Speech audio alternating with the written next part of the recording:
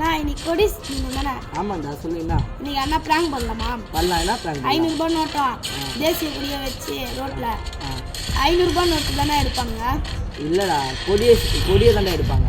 500 ரூபாய் நோட்டு தானே எடுப்பாங்க? கொடியை தாண்டா எடுப்பாங்க. 500 ரூபாய் நோட்டு தான் எடுப்பாங்க. பார்க்கலாமா? பார்க்கலாம்டா.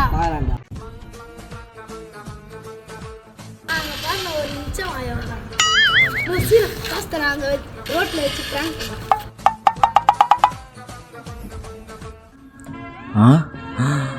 எதை எடுப்போம்? நமக்கு எப்பவுமே இதுதான்.